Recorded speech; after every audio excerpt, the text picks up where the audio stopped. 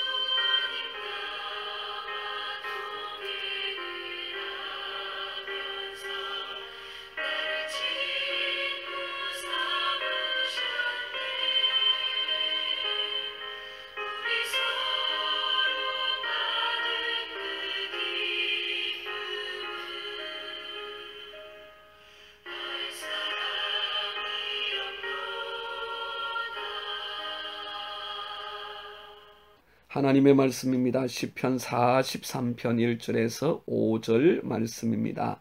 하나님이여 나를 판단하시되 경건하지 아니한 나라에 대하여 내 송사를 변호하시며 간사하고 불의한 자에게서 나를 건지소서. 주는 나의 힘이 되신 하나님이시거늘 어찌하여 나를 버리셨나이까? 내가 어찌하여 원수의 억압으로 말미암아 슬프게 다니나이까?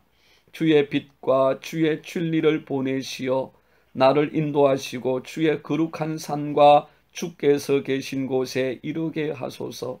그런즉 내가 하나님의 제단에 나아가 나의 큰 기쁨의 하나님께 이르리다. 하나님이여 나의 하나님이여 내가 수금으로 주를 찬양하리다.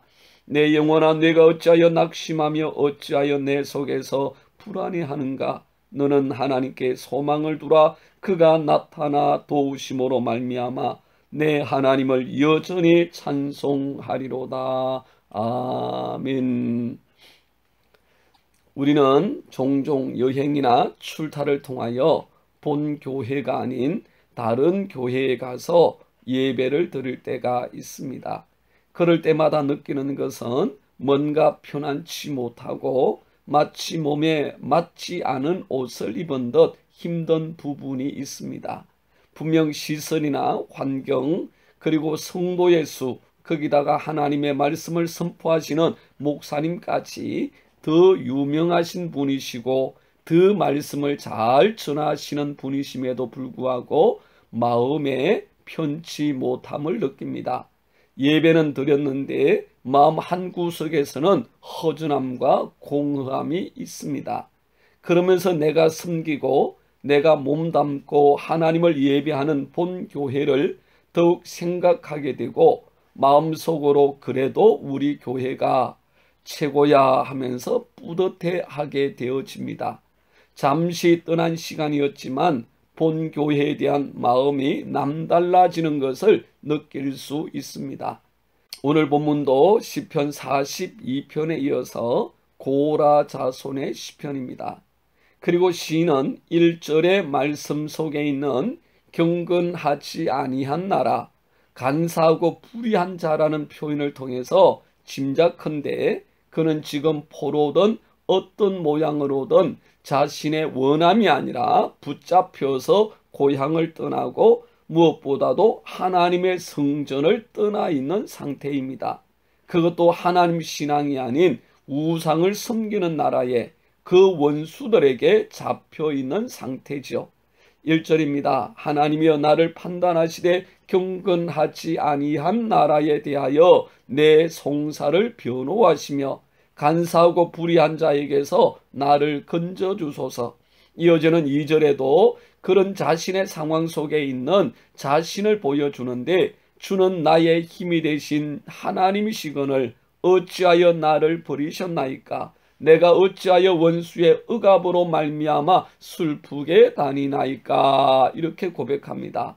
하나님께서 자신을 버리셨다고 느껴질 만큼 그는 절박함의 상황 속에 있습니다.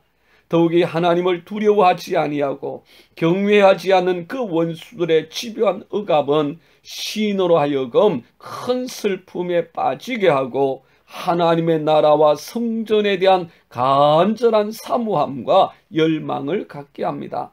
시편 137편에는 바벨론으로 포로로 끌려간 이스라엘 백성들의 큰 탄식이 나옵니다. 그들은 바벨론 곧 이방 나라의 포로로 끌려갔습니다. 그들은 하나님께서 계신 성전 예루살렘 성전을 그리워하며 그곳에서 하나님을 예배하던 그 영광을 그리워하면서 바벨론의 여러 강변에 모였습니다. 그들이 할 수 있는 일이라고는 살아계신 하나님 앞에 그들의 고난의 삶을 아뢰고 하나님을 예배하며 찬송하는 일밖에 없었습니다.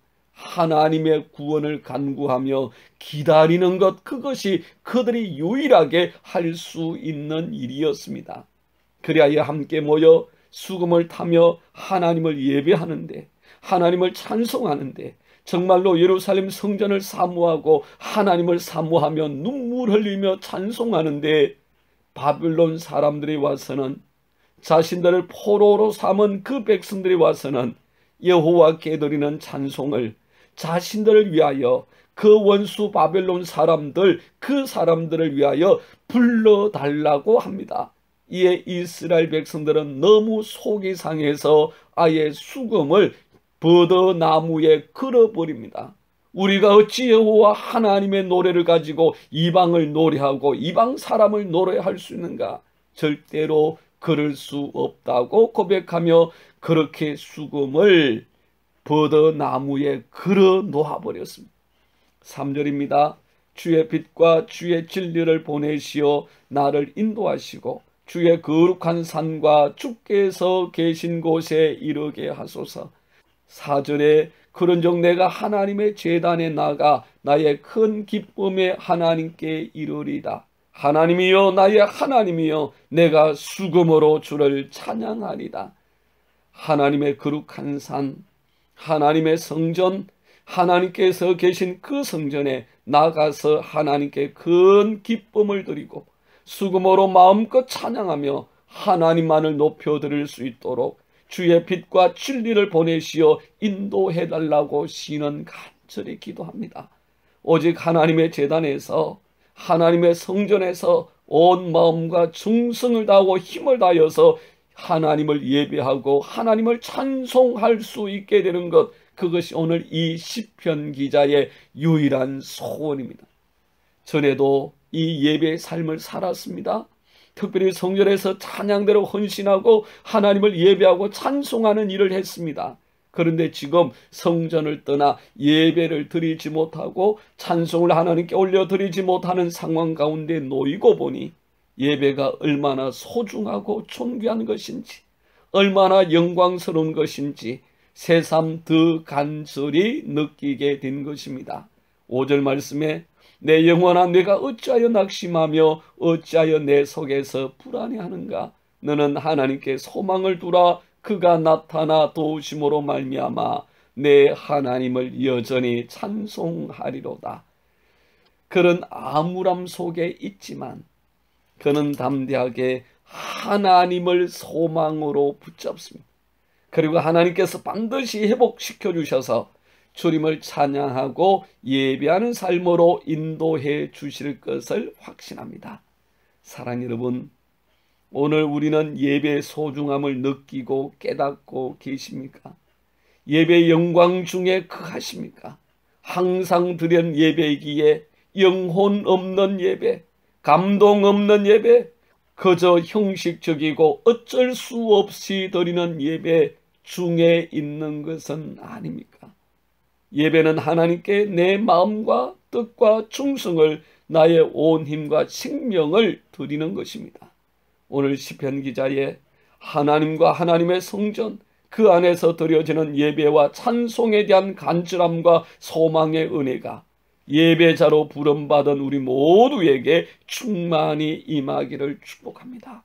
오늘도 참된 예배자로서 하나님의 전과 그 하나님의 영광을 간절히 사모하고 영과 혼을 담은 예배자, 전인격으로 하나님을 찬송하는 복된 예배자가 되시기를 주님의 이름으로 축복합니다.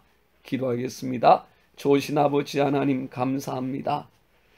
영광의 하나님께서 우리의 찬송을 받으시기를 원하시고 우리의 예배를 가장 기쁘게 함량하시는 분이시며 오늘도 우리를 통하여 예배 받으시기를 원하시는 분이심을 믿습니다.